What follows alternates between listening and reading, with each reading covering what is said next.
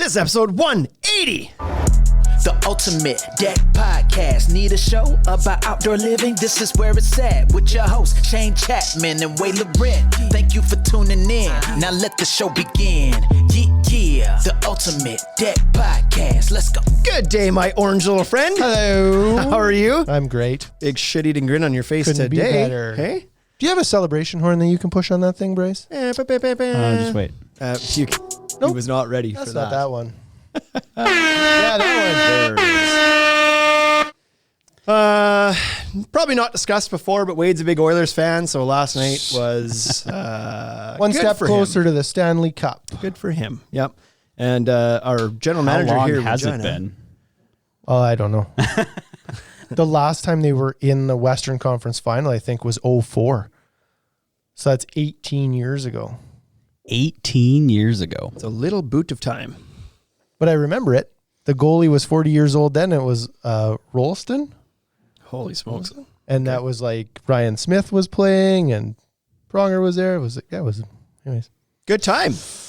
Our general manager at the Regina store here, Fraser, is a huge Flames fan. I think the Huge Calgary word is fan. obnoxious. Yeah, annoyingly so. Yeah. And so it was kind of fun because you and him had a bit of a bet. Mm-hmm. I didn't really have a dog in this fight, but I decided to choose one before the series started. I was like, well, I'm going to cheer for the Oilers. I chose right, You I guess. chose right. Yeah. And but That's yeah, all you the guys had a Flames bet, fan so- are now. All my friends that are Flames fans are all like, yeah, well, I'm actually an Avs fan now. They've all Yeah, changed. yeah, of course.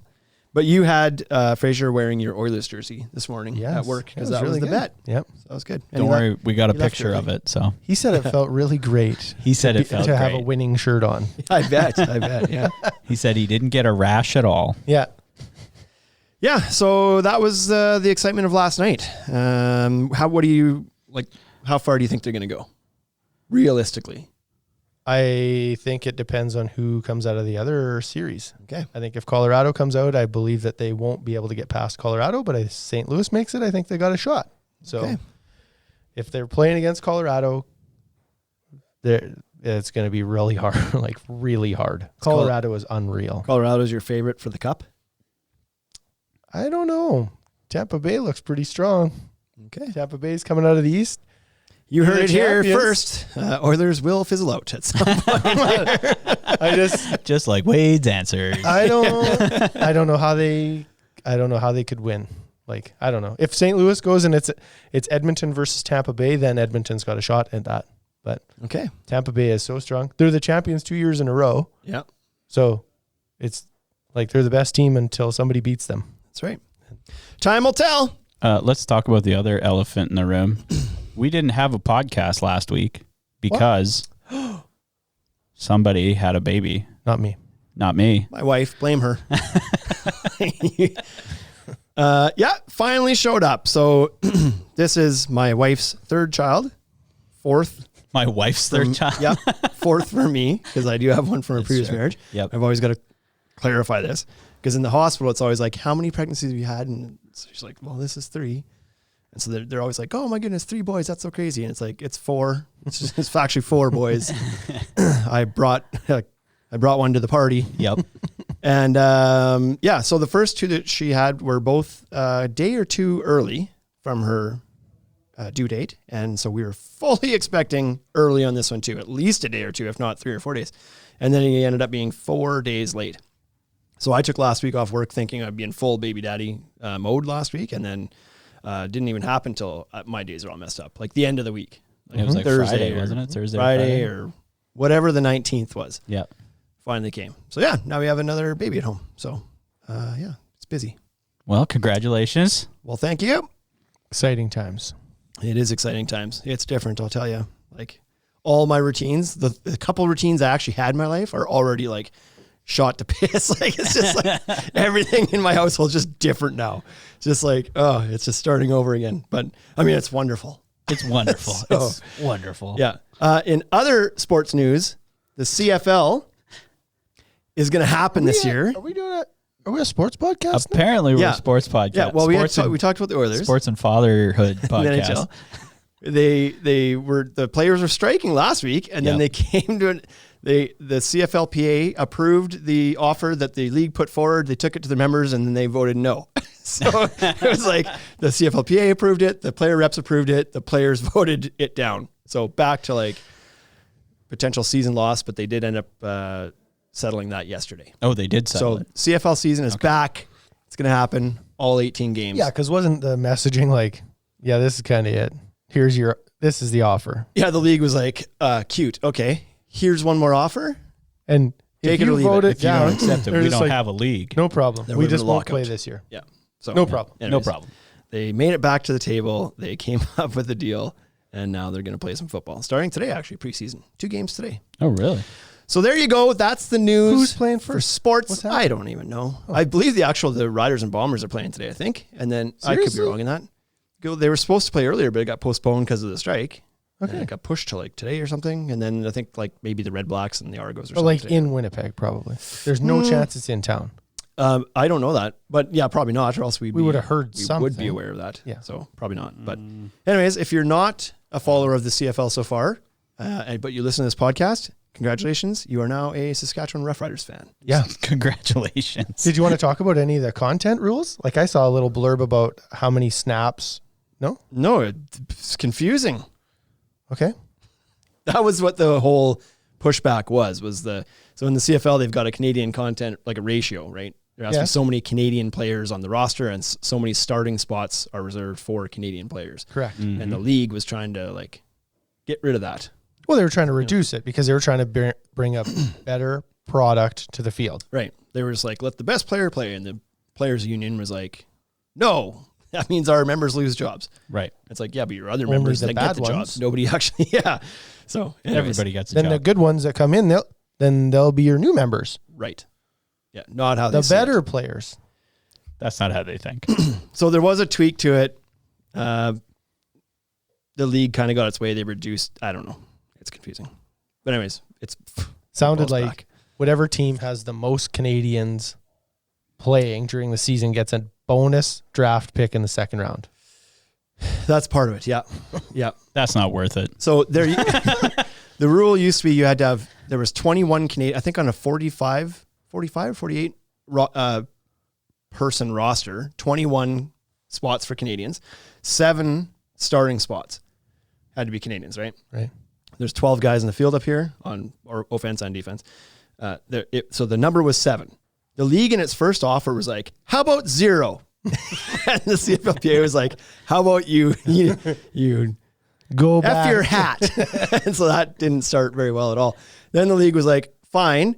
But then they wanted to start naturalizing an American player. So if an American player has been with the same team for 3 years or in the league for 5 years, they can now be classified as a nationalized Canadian player. Canadian player, essentially. And they can consume one of those roster spots. That's So- not bad. So that's what they were pitching. It went back and forth. What they ended up settling on, I believe, was, I don't even remember. What they ended up, I think, settling on is still 7 Canadian spots plus 1 nationalized American spot, plus starting next year, 2 of those Canadian spots, you can rotate in an American player up to 49% of the snaps. Wow, That's why it gets confusing. Super confusing. Who like somebody's Who tracking counts that. that? Right. And then if the team violates that, they get fined afterwards. They review it at the end of the, like the teams have Oh, to man. have to like do the math in this. But You if know- they violate it, the team gets fined later. You know what that means for the Riders? We're getting fined. One more person. Yeah. One more person in the press box keeping track of how many snaps each Yeah. player gets. And then you're right to encourage you to like Do stick it. with full blood Canadians 100% of the snaps. The 2 teams that play the most amount of snaps with full Canadian rosters earn 2 extra picks in the second round of the CFL draft, which I saw somebody say is the equivalent of throwing in a bag of pucks. So I think Thanks, guys. that's funny. So I'm a huge fan of the bonus system, right? The bonus structure, as opposed to like forcing someone to do something. So it's like, if you want to, rather than saying everybody has to play with Canadians, it's like, if you choose to play with Canadians, here's how we'll reward you.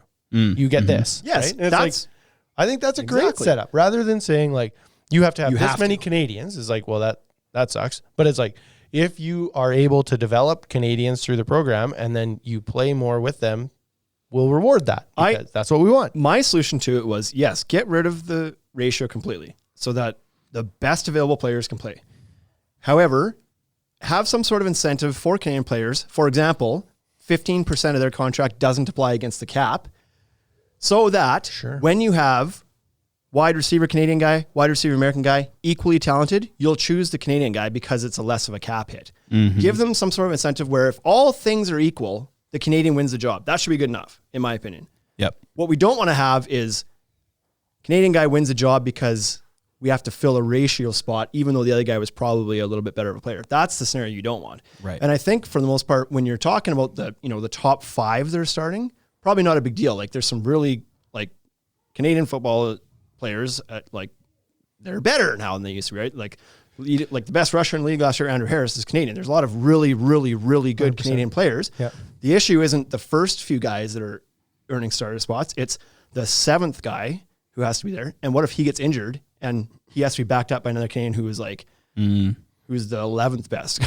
Right. Yeah. That's where it starts to affect the product. And that's why the league was like, let's get rid of this, and just not going to happen with the CFLP. So anyways, USMC says English Premier League used to do something similar. Yeah, it's through this whole discussion, it was brought up that like literally just about every league in the world outside of the 3 major US leagues, NBA, NFL, MLB, and NHL, don't have ratio homegrown talent rules. Those don't, the major ones. Yep. But pretty much everything else does. MLS, European, like soccer leagues all do, like every Japanese baseball does. Yep. Everywhere else has these things. It's not weird. It's just that the main ones that we're familiar with in the States don't have those roster rules. Right, because they're probably mostly American anyway. Maybe it's an imperial measuring system as opposed to a metric measuring system. Maybe right. That's the metric's better. So that's what we should have done with the Canadian ratio. Did it in US dollars so that 7 became 4 starting guys, and then that would have been better. Anyway, we've 25% has to be English and 3 starters, says USMC. 25% of the roster has to be English. There you go. So there you go. Bryce, are you ready to hit the button on this thing and get this podcast rolling? Let's do it.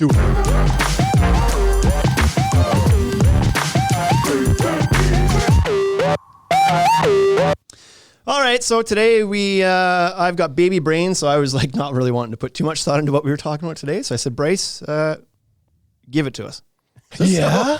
Pretty good, because I have 0. Yeah, you guys are idea right on top of this. He's got won the series last night brain, and I've got baby brain, and so a couple of us are up here. This should be interesting.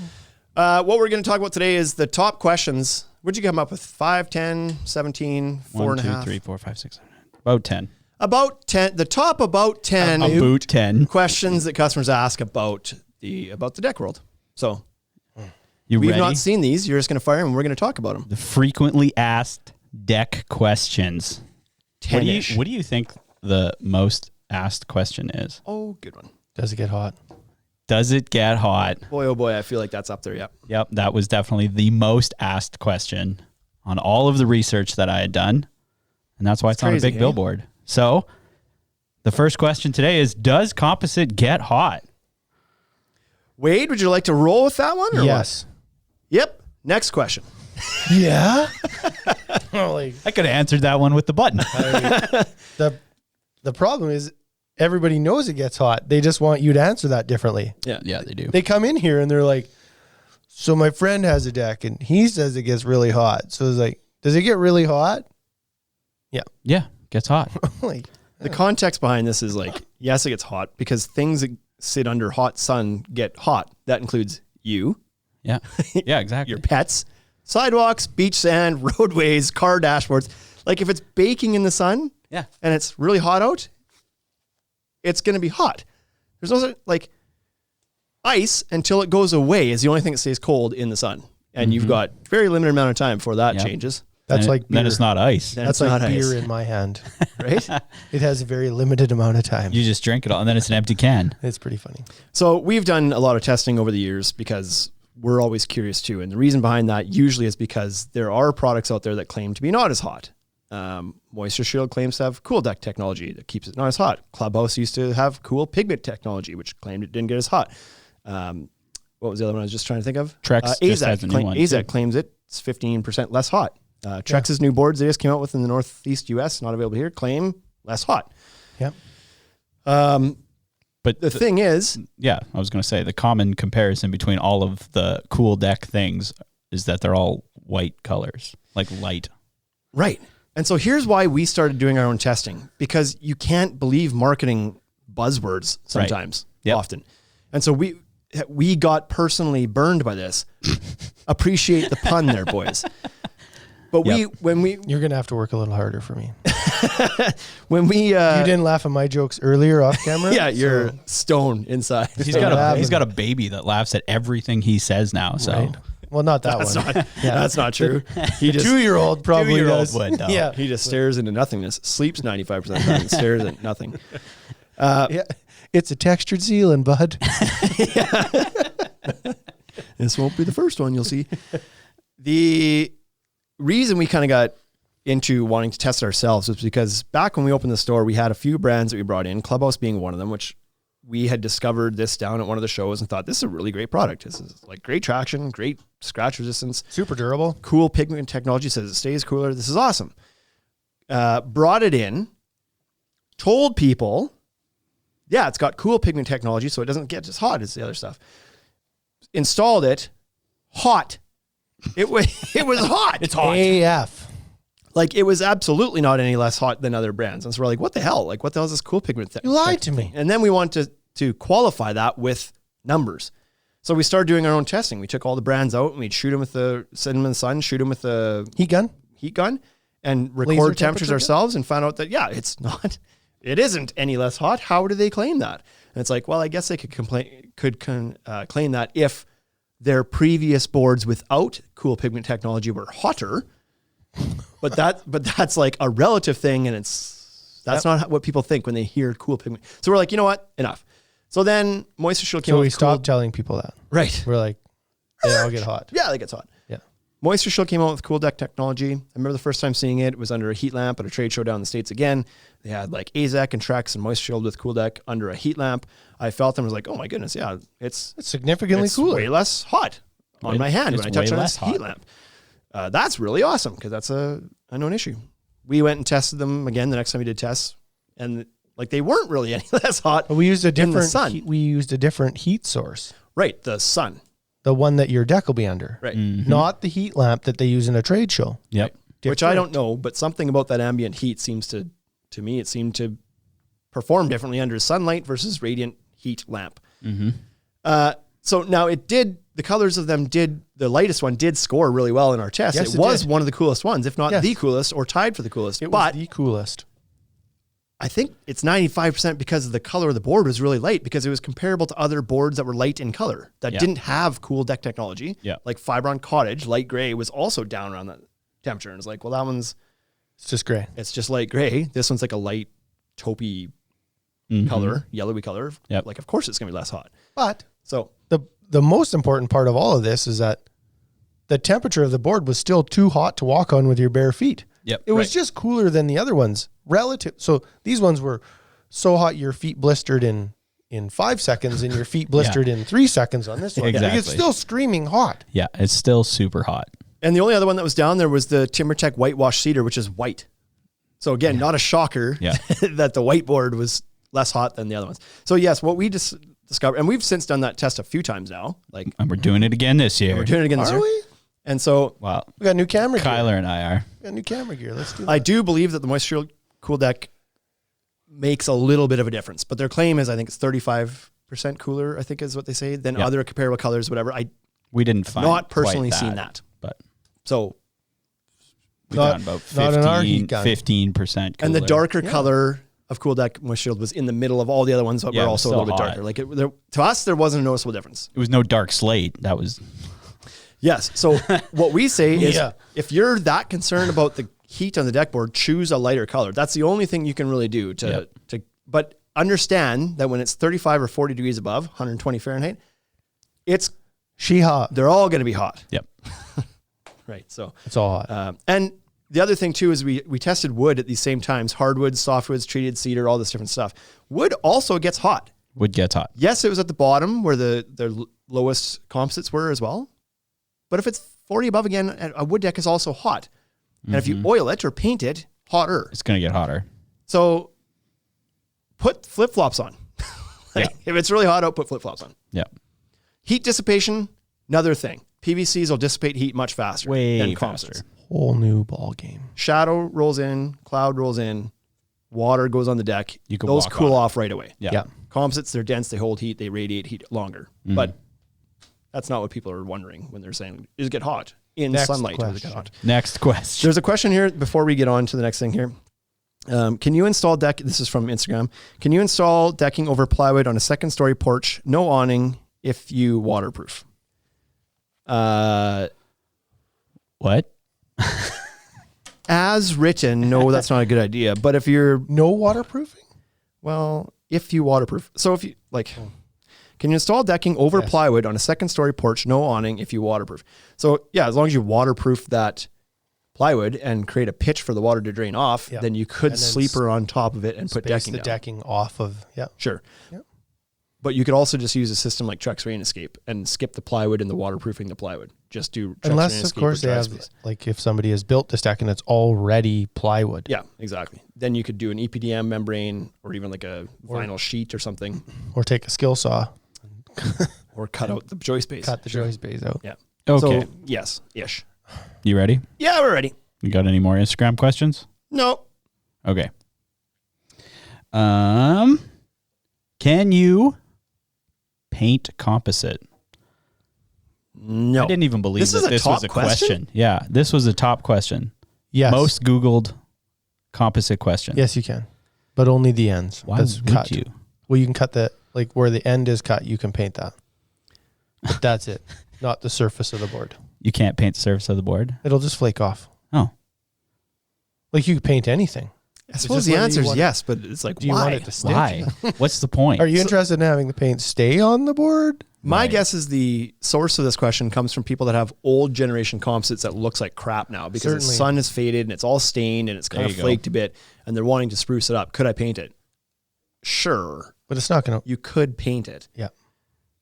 So It we've will had. adhere for an amount of time. Yeah. I've had people ask me if they can oil that, Yes. right? And they're like, can we just take the like Q-Tech and oil it? Why? Not an don't approved think it application. would However, I've look. seen products out there that are composite deck oil. Like there's Really? products specifically I- for that. like- This is old generation stuff. It'll work. Like There's no reason it wouldn't. absolutely would work. So if your deck is old and faded and not looking so sharp, you could put oil on it and it would absolutely make that board darker again. Oh Yeah. man, I just feel like it'd be so greasy.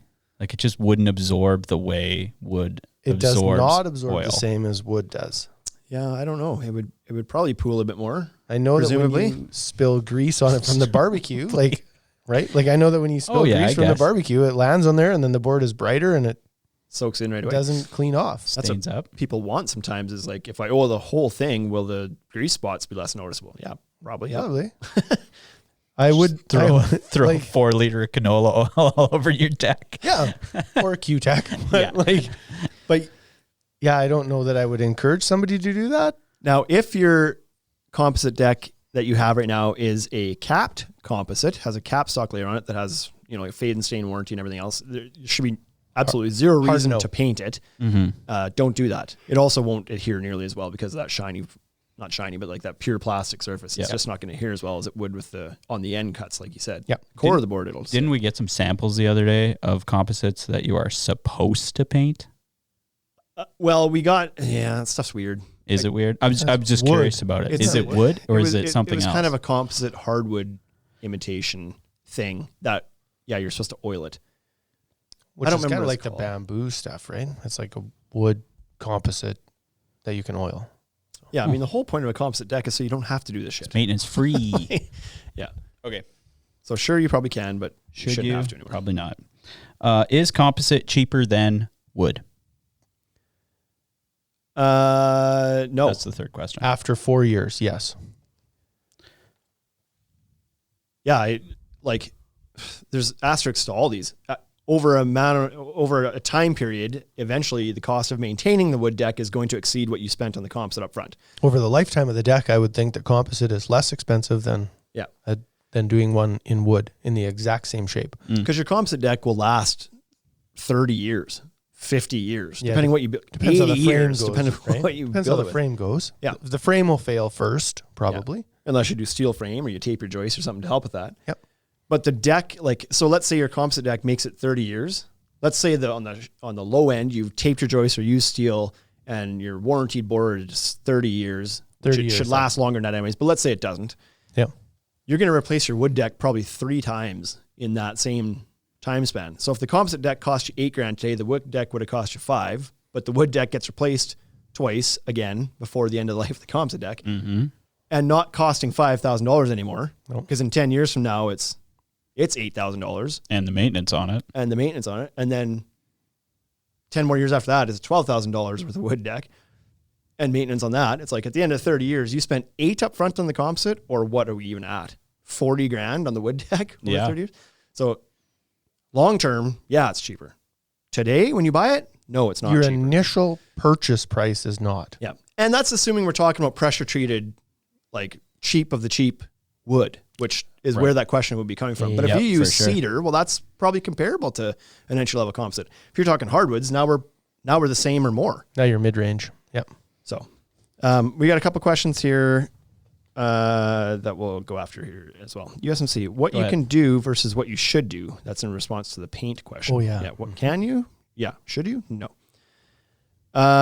Quigley Decks in response to the plywood decking question says, to install decking on a second floor will probably require approval by an architect from the building inspector. So Don't talk to those guys. there you go. Don't talk to building. Don't talk to building inspectors. Roasted Right says, who owns a home for 30 years? Average home ownership is 10.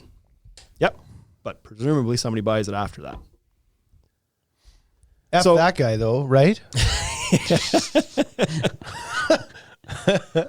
Your problem now. I built this deck of straw. Enjoy. Yeah. Next question. Okay, next question. I had this question yesterday or 2 days ago when I was in the showroom. Is composite slippery? This one has some good answers. Some are and some aren't. Yeah. Depends. The reason, yes, they all depend. The reason this question gets asked is because somebody knows somebody who says their deck is really slippery. Yeah. Mm-hmm. If you're talking about somebody who's gone with, we always talk about Fibron. I was like, ooh, you better name drop it or I'm going to. Because Yeah. a guy walked in today with a sample. And I was like, Yeah. that doesn't exist anymore. So Fibron Horizon line, like that whole Concordia line, Yeah. is very slippery. And when it gets wet, it's very slippery. That Protect Advantage line too, right? They've got That's gone now, but yeah. Or armadillo that was decking. what that guy had. He had a Super slippery. chestnut brown. He walked in and was like, I have this and I'm trying to match it. And I was like, lucky for you, that doesn't exist anymore. Yeah. So yeah, they absolutely can be very slippery. However, if you're talking about the king of the crop, cream of the crop, Yeah. king of the thing, Jungle? Cream Okay. cream rises to the top. right. That's Cream where of Decorator's Voyage is. Cream of the crop. Cream of the crop. So Decorator's Voyage What is... did you mess up the other day? You texted me. Oh man, all sorts of... no, I don't remember. But it was like, but the word I messed up gave the whole thing an entirely different meaning. Yeah. To the point that I read it was like, oh shit, I better clarify because he's probably going to think I'm being a dick here. You can look that up. I'll talk. The Decorator's Voyage, however, on the other hand, has like astonishing traction. Like it's crazy how much traction it is. When people walk into our store and they walk in that deck, they literally stop and be like, holy smokes, this one's super grippy. So no, it doesn't, not all composite is slippery. Some of them are slippery and some of them are not. Decorator's Voyage is easily the best out there. You've also got products like the Decorator's Vault line is really, really good. Any PVC like the Fibron, Paramount, or Promenade lines, very, very good. AZAC, pretty good. All the PVC lines are really good. Clubhouse, very good. Yeah. Like there are some that are quite good. Voyage is the king, and then there's some that are very, very slippery. This is literally on a 10 scale. It's on a there's scale. some that are ones and there's some that are 10s. It's all spectrum. over the place. Yeah. So if that's important to you, make sure you ask about that and test them out. Did you find it? Did you find it? Not yet. Okay. Can I move on to the next Yeah, question? you can. Yeah. Well, I'll have a comment here that we can go through. Go ahead. FBP Canuck says, Shane, you just gave 100% perfect response. This is why I wanted to read this one. Boost your ego a little? Is that why? to using a steel frame versus PT frame deck with your deck in comparison. Commission check is in the mail. Yo, I was here too. This is a group effort. So yeah, his point is that steel frame, they warranty it for 25 years. It'll last freaking 80. It'll last forever. So you'll replace your wood framing 10 times in the lifespan of that steel deck. And yes, the steel deck costs more, depending on the job. Could be 3 times more on the framing, just the framing, not everything else. Yeah. Could be 4 times more, could be whatever. But you've made that up after the first 2 or 3 times you've had to replace your wood deck. You've made that up. So, what I have found, he also says Apex is the best for slip. By the way, yeah, you don't want us to talk about Apex on here. What I have found is that you and I talk a lot. We chat too much on too many platforms. Too much. Yeah. All good. Okay. Next question. This is a good one because I know this will get Wade talking. Whose fault is it if the deck fails? Oh, yeah. It's kind of along those lines. How or when should I get a permit? Ooh. Whenever you feel like you have too much money. Zing. Do deck inspectors do anything? Yep. Is that a real question? No. How or when should you get a permit? The proper answer to that is when you're building something. Your local building department says you need one. That's when you should get a permit. Fair enough. Like I'd be flying in the face of all the guys that are famous on TV, like Baumler and Holmes, and those guys are like, pull permits and blah, blah. So part of pulling permits is that you are kind of like a reputable business. And so if you're hiring a contractor and the contractor refuses to pull a permit, something's up. That's a red flag that this guy is not going to do it properly. Yep. Right? Or girl. But if you're a homeowner and you're going to build your own deck and you have sought advice from somebody, good word, or built the deck according to the specs that the city says they require for a permit, then you should be good. Unless you do it on the front of your house and then you have to pay extra taxes. No, you have to pay extra tax all the time. That's but true. The tax that you have to pay when you put a deck attached to your house is not so significant that you should avoid getting a permit because you don't want to pay $17 a year more. Right. It's like, well, the number is so low. Your taxes are going to go up like marginally. Mm-hmm. You're going to spend $10,000 on this deck. But while we're standing here talking about it, you're like, yeah, but I'm not paying that $17 a year. It's like, just pull the permit. That's not the reason. Reasons for pulling a permit. When you go to sell your house again, you may have a home inspection done. And one of the things that some home inspectors will look for, because not all home inspectors look for this, but they might pull permits for your house and see if that deck had a permit. And if it didn't, then right on the 11th hour, as you're about to close, you get hit with gotta get a permit for this deck. For a 10-year-old deck. And what happens if you pull a permit for this deck and it is on an easement and now you have to knock the deck down and the homeowner that's about to buy your house is like, ugh, this is a headache. Take $50,000 off because we have to take the deck off. Then we have to get the deck put back on and we got to get permits. And because now we've raised flags and blah, blah. And so you could have avoided all of that by getting a permit at the start. Save $17, all right? Right. $17. A year though. Like that's compounding. Right. And by the time the city builds a new stadium, that 17 is now 23. And so now you save $50. Sure. $40. Anyways, that's one of the that's the biggest reason too. You should get permits. Yeah. If you're on a farm. Yeah. And you're going to be living there and you're going to own that farm for the next 100 years. It's going to be in your family. Whatever. You do you. The other caveat to this, I guess, is that we're assuming this deck is 3 feet high. I'm assuming the deck is 3 feet high. Right. It's just a standard. Right. But if this deck is 6 feet or more, like if this is a 2nd story deck, get a permit. Absolutely get a permit. Yep. Because people will die from that height. You know what I mean? Like if the deck falls, it may fall on someone or somebody you may be seriously injured. And then if you end up in court for any like anything, if you're trying to sue any person when you're in court and they're like, you don't have a permit, it's just like, you lost. You might as well leave immediately. You have no, there's like, well, how did you build this? Well, I watched YouTube. And the guy said, and he's a really good YouTube guy. He's got millions of followers. And he says I should have built it like this. I was like, but that's not, there's no stamp on that. Right. Okay.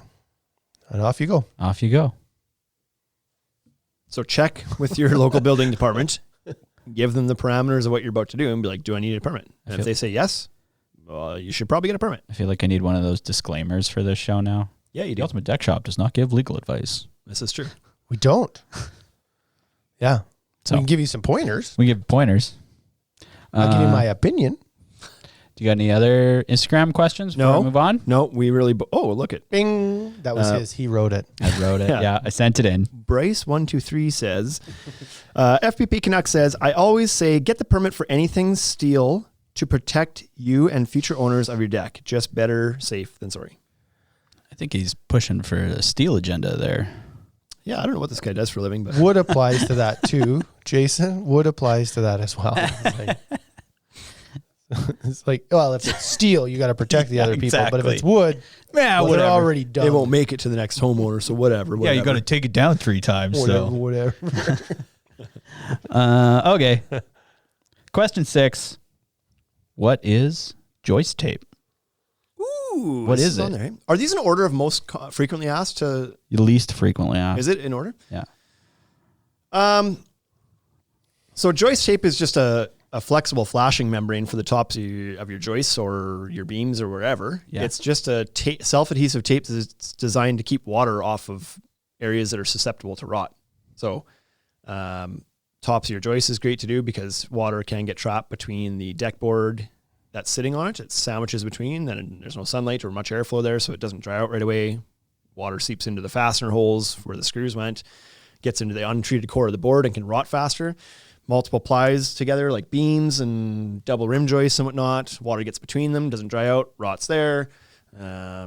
Posts that are blocked in, all these areas where water can kind of creep into. Joist tape helps you to seal up those areas so water can't get there in the first place, so it protects your deck for much longer. It's cheap. They're talking like 50 to 75 cents a square foot probably worth of tape to do your whole deck. $17 a year. Right. Yeah. You save money there. I'm not paying that. I will not pay that. So it's super cheap insurance to ensure that a wood frame is going to last as long as the super long lasting composite that you're putting on top. I think it's a no-brainer. It's a very low portion of the cost of a project. Why not do it? There's multiple brands out there. Like it's not hard to find anymore. And G-tape's the best. G-tape is but the best that we've found. That's for darn sure. It's just the nicest By to a work lot. with. Like Yeah. by a lot. So, one of the other things that people don't consider like immediately when they start to think about this added moisture into the frame is that previously, like before composites were being used so widely, is that the deck board used to share some of the responsibility of the moisture that would fall onto a deck. And so some of it could evaporate off of the board and then the frame would be responsible for holding some. But now when your boards are plastic or PVC, They don't take responsibility for nothing. that's right. Those guys. They're much like a building inspector. Deadbeat boards. Yeah, they just like they don't do that. It all goes to your frame. Well, So so it's more important for joist tape on a composite deck than certainly more important for Yes. on a wood deck. Yep. Right? That's right. And not only that, because the composite's going to last longer. Mm-hmm. If you build an entire, like a whole wood deck, the deck boards themselves are going to be in rough shape at the same time as a frame is in rough shape, probably. They're all going to kind of rot at the same pace. But the composite's going to last, like I said, 30, 40, 50, 60 years. And the wood underneath will not get even close to that. Unless you put it in a landfill and then it breaks down super fast in the landfill. Right. So yeah, it's cheap insurance to make sure your deck framing lasts longer. That's what joist tape is. Okay, next question. Can be found at www.tuds.ca. Yeah. Will my composite decking scratch? Yes. No. Which one is it? Which composite is it? Doesn't matter. one of those Oh, questions. that's good. I was going to say, this is the least asterisk one of the entire bunch so far. Yeah. Yeah, it's just like if you can cut it, you can scratch it. Right. But there are some that are significantly better than others. When I move my barbecue or patio furniture, will my decking scratch? Okay. A little bit. So it's much like the slippery Leave your question. stuff where it is. There's man. a scale Call here. your friend to help you. Some are a 1 out of 10 for scratch resistance, and some are a 10 out of 10. Now, 10 out of 10 doesn't mean they won't scratch. It's just like relative to others, they're the best kind of thing, right? When you look at Trex Transcend or Vecca decking or Clubhouse, those are very durable boards. I would even quite a bit argue to that scratch them. the Fibron Good Life one is super strong as well. Prominent. Fairly good, yeah. But if you get into like Trex Enhance or Armadillo or some of these brands that are like lower priced, the Fibron Concordia line, they don't have great scratch resistance. Yep. So TimberTech's got a bunch in some of that TimberTech line. That Legacy line would scratch super easy. Yeah. So it just depends. It's like we always use the analogy of like you buy a brand new car and you're all worried about getting a door ding. It's like, will it eventually you're going to get the door ding, you're going to get the swirl marks, and eventually that's going to happen. It's just like, how long does it take? It's the same with decking. You get a more durable board, it'll take longer to scratch. Ford tailgates usually collapse within the first 30 days of getting them. Yeah. Wow. Yeah. I bet you the personal deck boards that hit them didn't have a scratch on them though. No.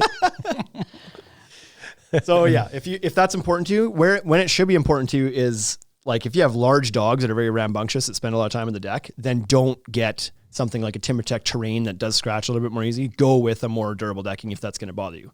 Yeah. So again, do your research because some are good and some are not great. And it's not that the ones that scratch easy are necessarily bad boards. It's just you're buying a budget board that's not part of the feature set is for it to be super durable. So Deck dogs are the worst.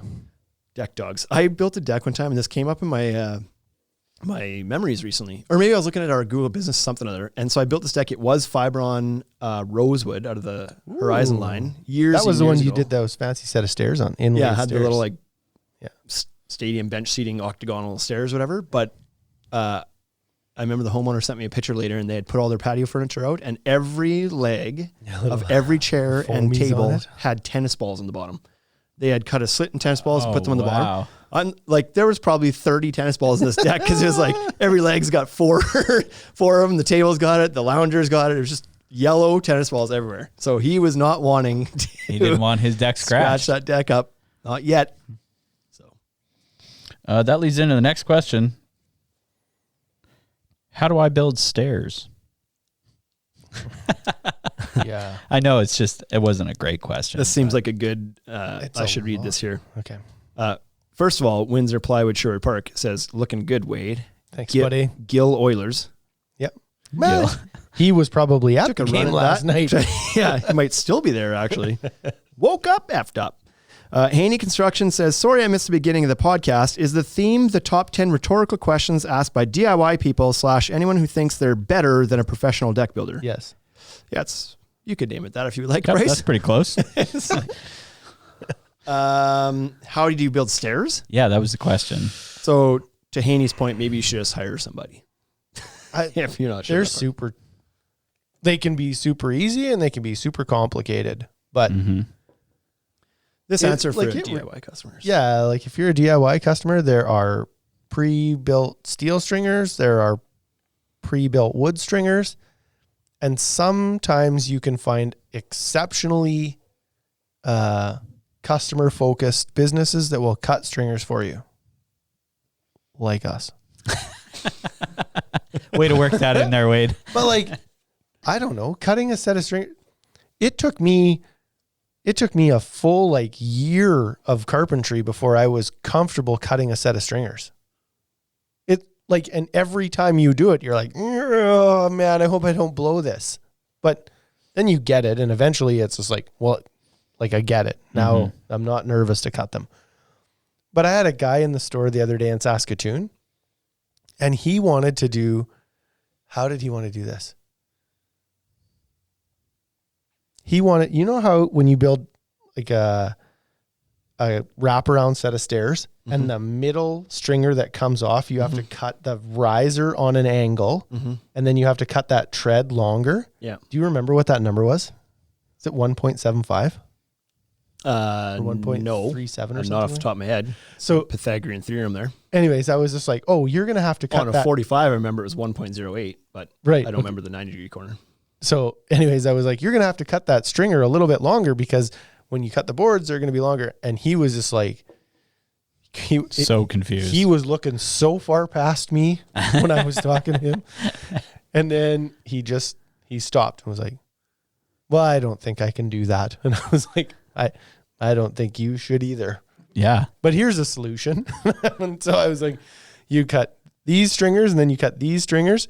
And then in here, you build boxes out of 2x8s and then screw them to the stringers and like creativity required. Yep. He was just like, yeah, I think that's probably what I'm going to do. But to put together a set of wraparound stairs is a ton of work. Yep. And when we do labor estimates for people on our managed install service, it's like, well, the set of stairs is going to cost as much as my whole deck. And I was like, it will take that long. Yeah, one of the biggest mistakes people make is they're like, I want to do a stair all across the front because I don't want any railing there. Because they think it's going to be less money, not because they necessarily don't want the railing, but they're like, the railing's expensive. Ma'am, you got 3 steps in the front of that thing. 20-foot wide set of steps is going to be 3 times the cost of just doing the railing there. Yep. Just do the railing there if that's the reason you were trying to do it. It's not cheaper. The stairs are like, people don't think about it. Like, not only square footage wise are they like significant, especially on a wide set of steps, but they're more complex. So if you're hiring somebody to build them, they're going to charge more for stairs than they would for building the deck surface. It's more complicated, takes more time. It's more detail work. Yep. But yeah, like, so if you're just needing to figure out your rise and run, like there's math that you can use to figure that out, or you can go to dex.com and use the calculator to figure out the rise and run. Yep. But if you don't know what to do with the rise and run after you figure it out, then you should probably just hire somebody Get someone to do else to build it. Yeah. Like if you don't know if you don't know what a stair gauge is and you don't know what a framing square is, and you don't know how to put the stair gauge on the framing square and put it on the lumber and draw out your bird's mouth, then And this move on. This is the entire reason why this pre-cut stair stringers that market exists. Yeah. Is for these people that can't, they don't know how to figure it out. So they're not ideal because your rise and run is fixed on a steel stair stringer or a pre-cut wood stringer. You're almost every time it's 7.5 inches rise, which is fine. If your deck requires a 7.5 inch rise, then knock your socks off. Like, go use those stringers. They'll work out great. Shane, I actually knocked my socks off today in anticipation of that. But that happens like 4% of the time. Do you actually need 7.5? Right. You need 6 3/8 or 7 15/16, or like you need something other than that. So if you are off by that, then that whole stair stringer is going to be one of 3 things: out of level this way, out of level this way, or the rise between the first step and the rest of the steps is going to be off, or the rise at the top from the rest of the steps is going to be off because you've had to account for the difference in height. Like, so they're just a disaster most of the time. Yeah. So cutting custom stringers is the answer, but yes, it's complicated. So you might have to hire that out. And now Haney has told us how to do it. Yeah. Did he? Are you going to read it or are you just going to leave it? Okay. You don't have to. I was pre-reading. I want to read it because it's funny. So here's how you do it. Haney's instructions. This should make it simple for anybody. The legs of a 30, 60, 90 triangle are x and x radical 3 with a hypotenuse of 2 times. The legs of a 45, 45, 90 triangle are x and x with a hypotenuse of 1.4142, 7th grade geometry. So just do that and you'll have do that. Wraparound stairs. There you go. Okay. Next question. What is the best brand of decking? Nope. I'll be honest. Well, it depends on a lot of things, but if you're asking me, no holds barred, no budget concerns, no nothing, what the best, I think, product out there right now is, I believe that's Decorator's Voyage. Oh, there you go. Understand that's a line of decking, not just a brand. Right. There's no best brand, in my opinion. It depends on some things, but the best board in the market right now is Decorator's Voyage. That could change soon. There's some things on the horizon from some other brands. It's so Shane's right. It's totally impossible to answer that question because that's like saying, what's the best vehicle? Yeah. Right. Brand. Surprisingly What's the best enough, vehicle brand? Often searched though. Yeah, but but like the best vehicle for you, Bryce, is not the best vehicle for me. That's true. Because you drive from home to here, and then you do like a little bit of commuting back and forth between Saskatoon. Man, you're really shrinking my world, man. I'm just saying, like, but when I like, If you got out more, you could have a cooler car. Is what right? I'm saying. That's what I'm hearing. but like, you don't need to move 10,000 pounds worth of product at a time. Yep. And so the vehicle I need is atrocious on fuel compared to yours. Obnoxious even. Right. But Good word. like, your vehicle doesn't work for me. Not even not even a little bit. Not even a little bit. So even my leisure events require a different vehicle than yours, right? And Yep. so But that's when it comes at what's the best brand. It's like, well, for Wade, maybe it's Ford because he needs a heavy duty truck. but I don't That'll break down all the time. but I don't think that they're But half tons are that great. he could also. Yeah. You ask somebody else a question, Exactly. they're probably going to say, "Oh, it's GM." Yeah. You ask a different guy, he's going to be like, "Oh, it's, I don't know if anybody exists out there that would say Toyota, but potentially, potentially that could be an answer." Okay, what's the worst brand of deck? But for Bryce, maybe the number one brand, because what he needs is a smaller car that's fuel efficient. Maybe his is Honda. Yeah. Yeah. And it's like, well, does Honda make the best truck? No, absolutely not. Does Honda even don't even really hardly make a truck? Like, so that's the same as decking. There's no one brand that's the best across the board in every category, every price point, in all of their lines. Yeah. And I'm also like, Windsor Sherwood Park says 100% Decorator's Voyage. So I'm saying that from a That's crazy. cumulative look at this thing. I think it's the best product. Is it the best at everything? No, it's not. It's not the most durable to scratching. I would still choose Trex Transcend over that product. So Correct. if that's what's important to you, do that. If traction's important to you, well, this is unmatched. Then go there. Like, well, some of the expansion and traction. some of the PVCs Solid. are matched, right? Like Clubhouse decking would have a similar traction to Decorator's Voyage. Yeah, it's really good too. Yeah. But the expansion and contraction, like that's where it falls apart for me on that one. Yeah. I believe you score this thing on whatever, say 5 metrics of like traction and scratch durability and thermal stability and warranty and all these things. What I'm saying is that Decorator's Voyage probably, when you add those scores all up, ends up the Being best better. product out there. Absolutely. Best overall. Best overall. Not Best in- necessarily best best in at any show. one thing. Best of show. And so, yep, I would agree with that.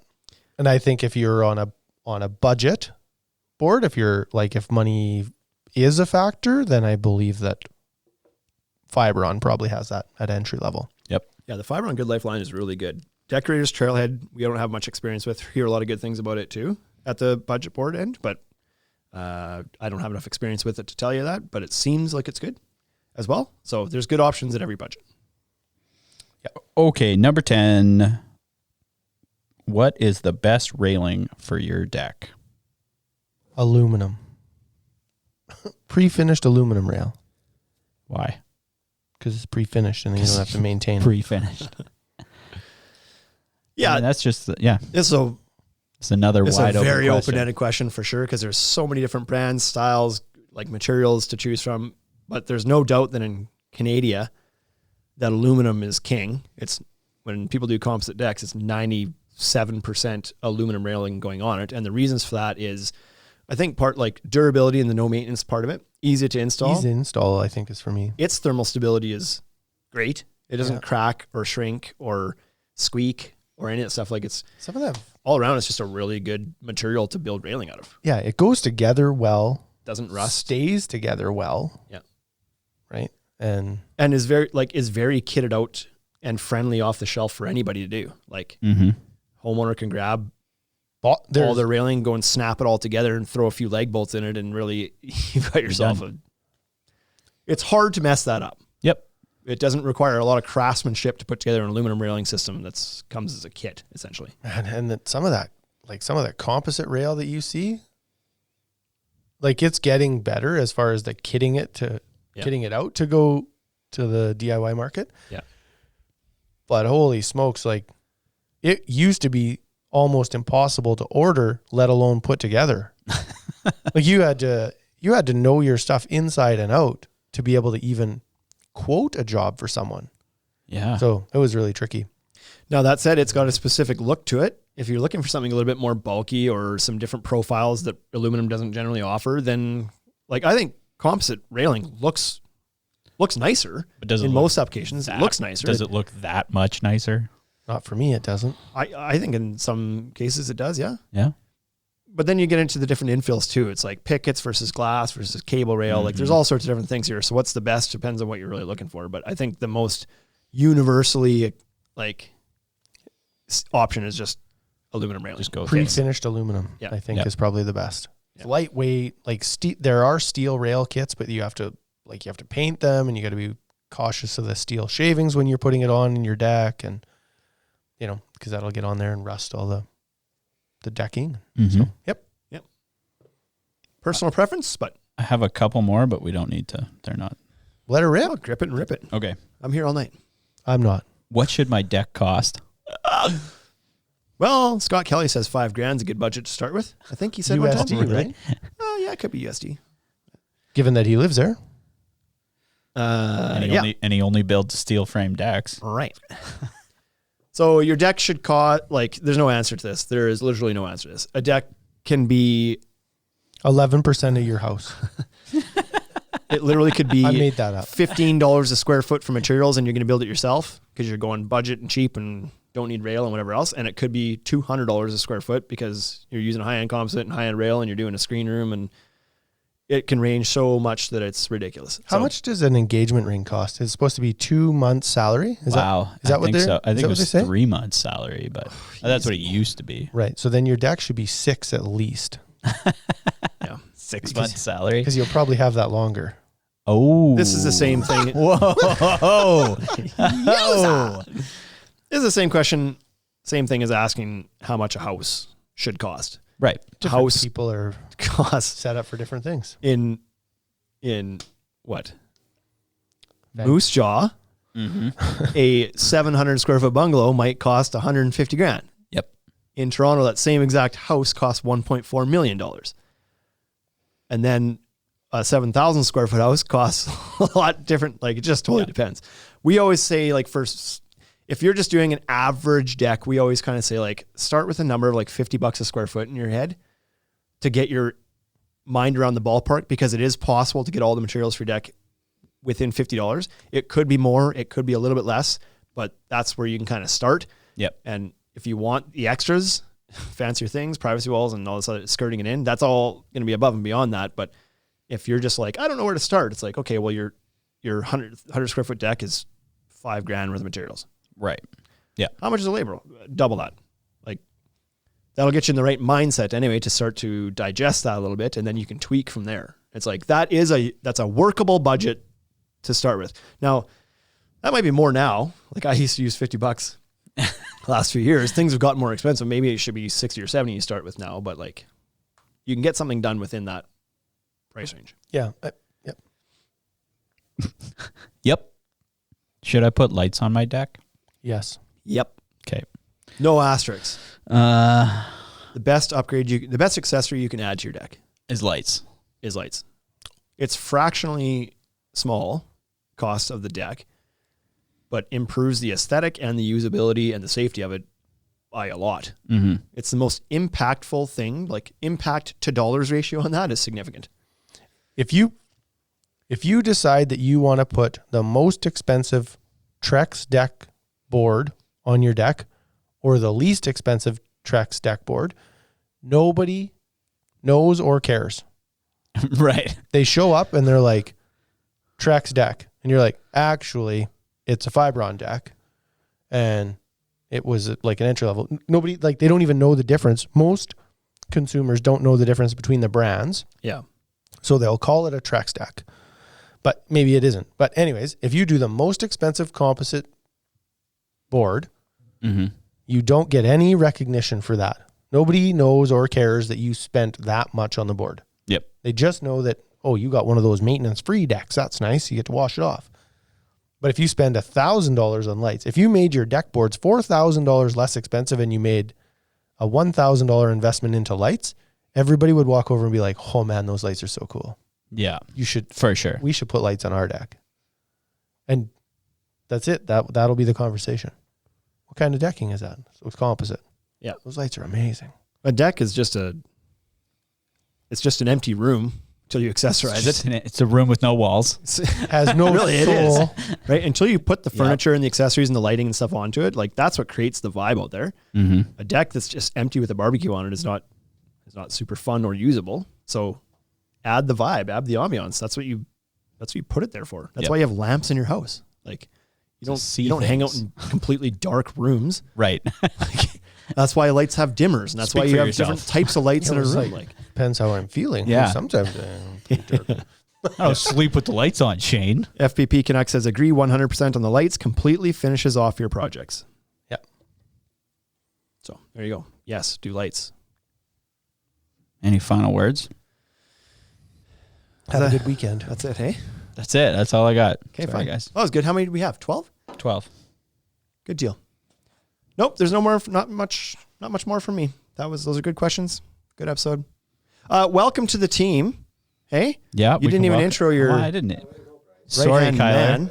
Kyler's sitting over here in the corner quietly. It's his first podcast, right? and he made it look this good. You could have at least given him some lights over in that corner of the room. I could have given him a microphone too, but Sit over here. didn't want him to talk back on his first day. Right. So that'll be my sign off. Welcome Kyler to the marketing team at the Ultimate Deck Shop. Welcome, Kyler. You'll be seeing some more of his product coming out. Yeah, his work. Yeah, his work. Yeah. So, Anyways, until next week, take it easy, everybody. Thanks for tuning in. Goodbye. Hey, thank you for listening to the Ultimate Deck Podcast. Now you know what we're about. Check the site, come and shop. UltimateDeckShop.com. Hit us right away for sponsorships or tell us if you want to collaborate. Let's go. Check us out on any social networks. Thank you for listening.